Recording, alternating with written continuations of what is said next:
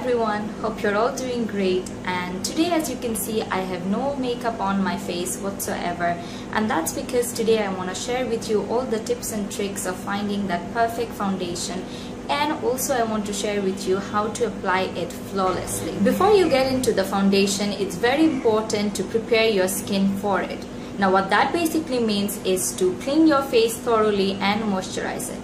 Now I've already done those, so for me the next step is using a primer. Now if you don't have a primer, don't worry, you can easily replace this by using your regular moisturizer. Especially if you have dry skin, I feel you don't really need a primer because your dry skin tends to hold on to the foundation much longer anyways, so you can just skip this step and use a moisturizer instead. But if you have oily skin, you might want to use a primer which is specially designed to control oil so that it doesn't seep through your makeup during the day. Or if you have large pores, then you might want to use a primer that is designed to fill in those pores. So it basically depends on what sort of skin you have, what are your skin's problems. So you must understand your skin type and what your skin needs, and then choose a product which meets those needs. Now I have dry to normal skin, so I can very easily skip a primer. It's not a necessity for me.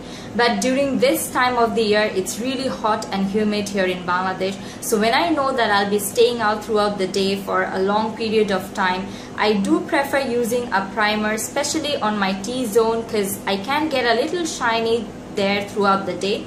So the primer that I like to use is this Rimmel Fix and Perfect Primer. So I'll just take a pea-size amount and dab it on my T-zone.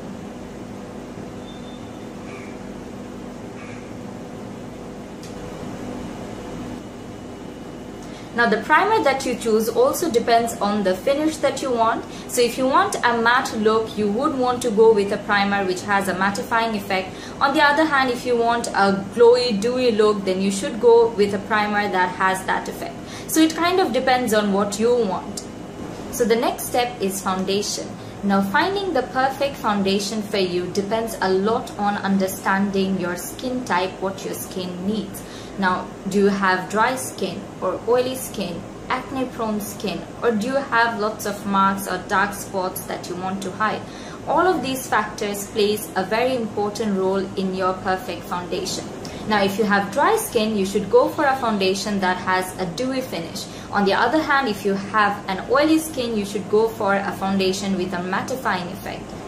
Now if you have marks or spots that you want to cover up, I would suggest you not to make your foundation or expect your foundation to cover those up, because in that way you would end up using a lot of foundation and it would give you a cakey effect, which is not a good look to go for.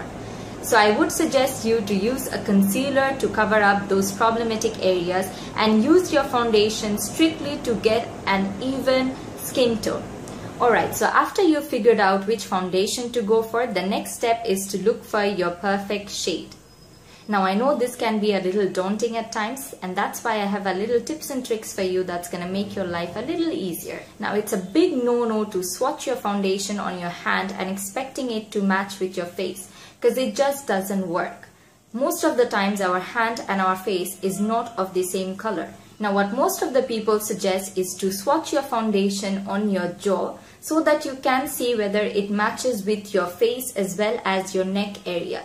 Because you don't just want to match it with your face and not with your neck, because then when you apply it, it would look like as if you're wearing a mask. So now as you can see, my face is a little darker than my neck and my chest. So when I'm looking for a foundation, I try to match it with my neck so that when I apply it on my face, everything blends in seamlessly.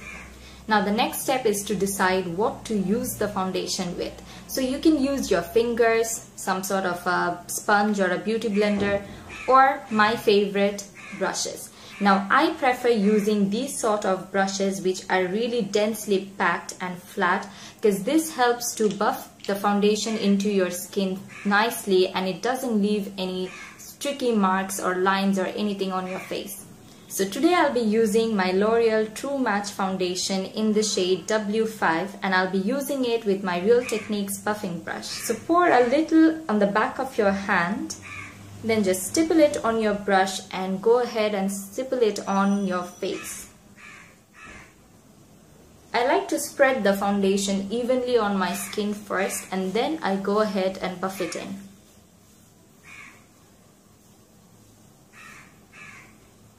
Don't forget to take it down to your neck.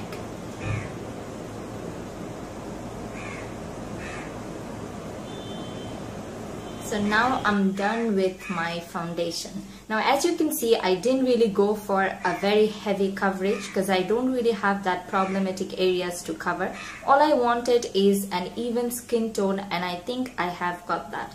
Now I would suggest you to go with a light layer at first and then gradually build it up depending on how much coverage you need. In that way you won't end up having a cakey face. Now after you've applied your foundation, go ahead and check if there is any darkness or any other problematic area which needs a little more covering. Now if you have dark spots or acne scarring or anything like that, you would want to use a concealer which is of the same shade of your skin.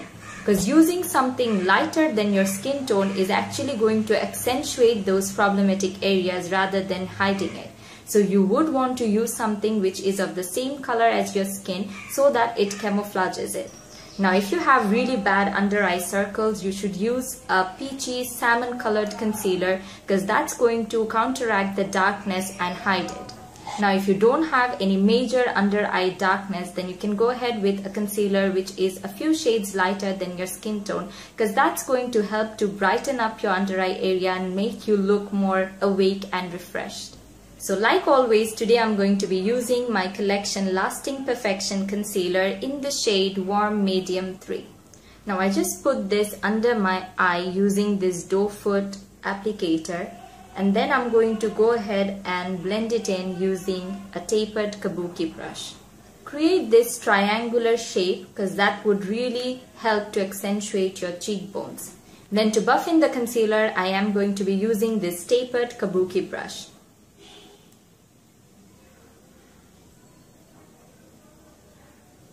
So just tap it in like this and blend it out. Drag it a little towards your temples. I like to go over my eyelids as well because I do have some discoloration there. Now to set everything in place, use a powder of your choice, and today I'll be using my Rimmel Stay Matte Press Powder in the shade 05 Silky Beige. And I'll be using my Real Techniques powder brush to apply it.